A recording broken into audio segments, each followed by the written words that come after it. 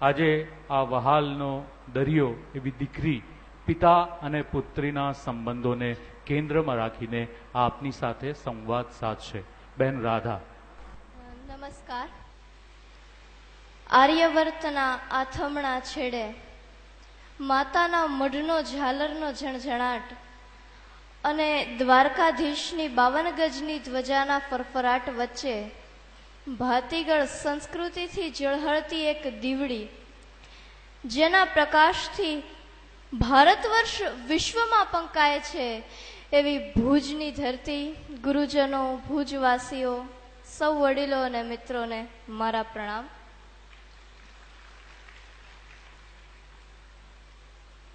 માં અને માતૃભૂમિને સૌથી પહેલા વંદન એ કદાચ પિતાના શ્રેષ્ઠ સંસ્કારો પૈકી એક ગણી શકાય. એક પિતાની સ્મૃતિને સિંચવાના સુંદર અવસરે આ પરિવારે જ્યારે આટલો અનોખો અવસર સર્જ્યો છે, ત્યારે બનીને અષાઢી વાદળી ચાલને વાલ વરસાવીએ, લઈને ફૂલશી હથોડીને મખમલી ટાંકણું, ચાલને એકાદ શબ્દ શિલ્પ કંડારીએ, કે પછી મોરપીંછની કલમ તરબોળી, ચાલને એકાદ શબ્દ ચિત્ર આલેખીએ, બનીને અષાઢી વાદળી ચાલને વાલ વરસાવીએ. આ કવિતામાં કયા એવા વાલના શબ્દ શિલ્પ કે શબ્દ ચિત્ર આપણા સૌના મનમાં કોક ને કોક ખૂણે ક્યાંક ને ક્યાંક, ક્યારેક ને ક્યારેક ચોક્કસ સર્જાયા હશે. કેમ ન હોય? પિતા સંબંધ જેવો છે. કઠોર છતાં મૃદુ, અડગ છતાં તરલ, નાવીન્યપૂર્ણ અને તરોતાજા. ખરેખર તો જીવનું પૃથ્વી પરનું અવતરણ એ કોઈ સામાન્ય ઘટના નથી. સ્નેહ, પ્રેમ, મમતા અને કરુણાની સીમા વળોટે ત્યારે ઈશ્વર સ્ત્રીને માતાપદ અને ધૈર્ય, સ્થૈર્ય, સાહસ, હિંમત અને મહેનતની પરિપક્વતા આવે ત્યારે ઈશ્વર પુરુષને પિતાપદ સોંપે છે. દુનિયાને વિસ્મયભરી નજરે જોતી જ્યારે જ્યારે બે નવી આંખો આ પૃથ્વી પર ઉઘડે છે, ત્યારે ત્યારે પિતાની બે આંખો એ આંખોમાં આંખ પરોવી, બે ભુજાને પાંખો બનાવી એમાં ઊંચી ઉડાનના સ્વપ્નો રોપે છે. આજની આ અભિવ્યક્તિ એ પિતા પરત્વેનું વાલ છે. બાળક પહેલો અક્ષર બોલે માં, પરંતુ માં શબ્દ બોલાવવા માટે એના તરફ જે અણબોલી આંગળી ઉઠે છે એ છે પિતા. માં એ સતત ફૂટતું વાત્સલ્યનું ઝરણું છે. પિતા એ હૃદય છે જ્યાંથી આ અવિરત ઝરણું ફૂટે છે. બાળક જન્મે છે ત્યારે એને પ્રેમ અને હૂંફ માના ખોળામાં મળે છે. સમયની સાથે સમજણ વધે છે, હાથ પગ આંખમાં જોમ આવતું જાય છે, ત્યારે માતા એને પિતાના હાથમાં સોંપે છે. ત્યારે બહારની દુનિયાને સ્વ અનુભવોથી પારખવા અને ઠોકર વાગે તો ઝીલી લેવા પિતા જ હોય છે. એક સંતાન માટે પિતા શું હોઈ શકે?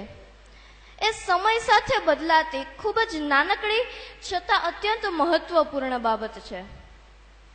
આપણે ચાલતા જ ન શીખ્યા હોઈએ ત્યારે ઘોડો, શીખીએ ત્યારે ચાલણ ગાડી, શાળાએ જઈએ ત્યારે એકડો ઘૂંટવા પાટી પેન, અને કિશોરાવસ્થામાં એક એન્સાઇક્લોપીડિયા. આ બધું જ કોણ છે? પિતા. રમકડાની કાલી ઘેલી દુનિયાને પ્રપંચોથી બચાવે છે પિતા. આત્મસન્માન સાથે ઊભા થતા, ચાલતા અને વિજયી બનતા શીખવાડે છે પિતા. ઠેલણ ગાડીથી મંગળ દીવડા સુધીની સફરમાં જરૂર પડતા તમામ દુન્વયી અનુભવોને પોતાની મીઠાશમાં ઘોળીને પીવડાવે છે પિતા. ઉંમરના દરેક તબક્કે પૂરક બનીને આગળ વધારે છે પિતા. અને પછી પિતાની આ જ મહેનત આપણને જિંદગીની દોરી પર સિદ્ધાંતોનો વાંસ લઈ આદર્શ અને વ્યવહારની બંને બાજુ સમતુલા જાળવી અને એ જીવનની દોરી પાર કરાવે છે. આપણને સુરક્ષિત, સુખી અને સંપન્ન રાખવા કવચ બનીને વીંટળાઈ જતા બે હાથ, જીવનમાં એક પછી એક સફળતાના શિખરો સર કરાવતા બે પગ, જગતને નિહાળવાની સકારાત્મક દ્રષ્ટિ અને સફળ થવા માટેની તીક્ષ્ણ અને દૂરંદેશી નજર એટલે પિતા. પરિવાર માટે ધબકતા એક હૃદયને ઈશ્વરે જેમાં છુપાવીને રાખ્યું છે ને, એ પવિત્ર દેહ એટલે પિતા. આપણે વારંવાર જોયું છે કે ઘરમાં મોભ, હોળીમાં સઢ, ઇમારતમાં પાયો જેવી દ્રઢ અને કઠોર ઉપમાઓ જ પિતાને અપાય છે. શા માટે? કારણ કે પ્રકૃતિની જે હૂંફ બીજમાંથી કૂંપળ બહાર લઈ આવે છે એ માં છે, પરંતુ જે ઋતુઓ આ કૂંપળને વિશાળ વટવૃક્ષમાં ફેરવે છે એ ટાઢ, તાપ, વરસાદ એ પિતા છે. અને એ પણ કેવી અનોખી અદામાં. ખબર જ હોય કે અડધો જ રોટલો છે, પોતે ન જમ્યું હોય અને એક વ્યક્તિ તું જ જમી લે કહીને આપણને જમાડી દે તો એ માં જ હોય. પણ મારો અનુભવ કહે છે કે પોતે ન જમ્યું હોય અને તોય બેફિકરાઈથી કહી દે કે મેં તો બહુ જમ્યું, હવે જે છે તું જમી લે, અને આપણને ખબરેય ન પડે કે એ ભૂખ્યા છે, એ પિતા જ હોય. આપણી કોઈ દુઃખદ પળે પારાવાર વેદના જેના હૃદયમાંથી બહાર આવે એ માં છે. પરંતુ આ વેદનાના વિષને પણ કંઠમાં સમાવી, કંઠ રૂંધીને પણ મૌન ધારણ કરી આપણને અને સમયને બંનેને સાચવી લે એ પિતા છે. અતિ મહત્વકાંક્ષી, કોઈ પણ ભોગે કંઈક મેળવવા ઈચ્છતા અને ખૂબ સફળતા મેળવેલા પુરુષને પણ જ્યારે એક પિતા તરીકે જોવામાં આવે ત્યારે હંમેશા એ સૌથી મોટો ત્યાગી અને નિસ્પૃહી જણાશે. કારણ કે એની માગ પોતાના માટે હોતી જ નથી, પરિવાર માટે હોય છે. પિતા સંબંધ જ પરિવારનું આવરણ છે. પૂજ્ય ગાંધી બાપુને આ ભાવના સમગ્ર રાષ્ટ્ર માટે હતી અને એ ભાવનાએ જ એમને રાષ્ટ્રપિતા બનાવ્યા.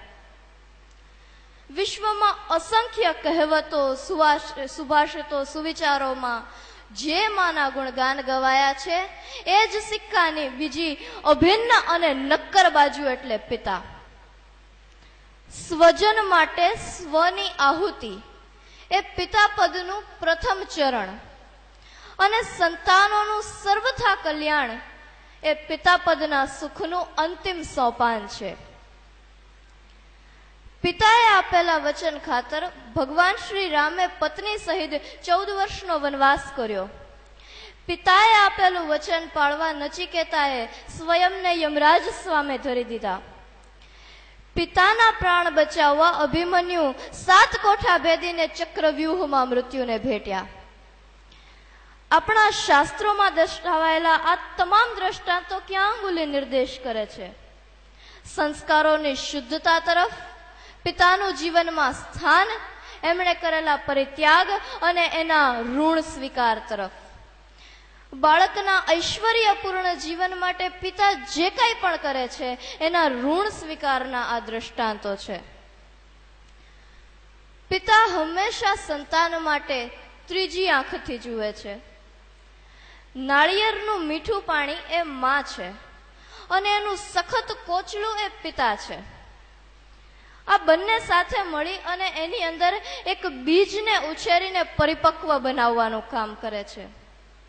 જેમ જેમ બીજ પાકે છે એમ એમ પાણી કોપરામાં ફેરવાય છે અને જ્યારે બીજ સંપૂર્ણ રીતે પાકી અને સ્વતંત્ર રીતે ઉગવા માટે સક્ષમ બને છે ત્યારે એ કોપરું અને કાચલીથી જુદું પડી જાય છે. પિતા જ્યારે સખત બનીને પરિવારને સુરક્ષિત રાખે છે ત્યારે જ અંદરનું નરમ પાણી બીજને પકવી શકે છે. આ કઠણ પડ વગર પરિપાક સંસારમાં શક્ય નથી. એકલું કોપરું બીજ ઉછેરી શકતું નથી. આ સનાતન સત્ય સમજાવવા, પિતાના સ્થાનને યોગ્ય સન્માન આપવા જ કદાચ પરમેશ્વરે શ્રીફળ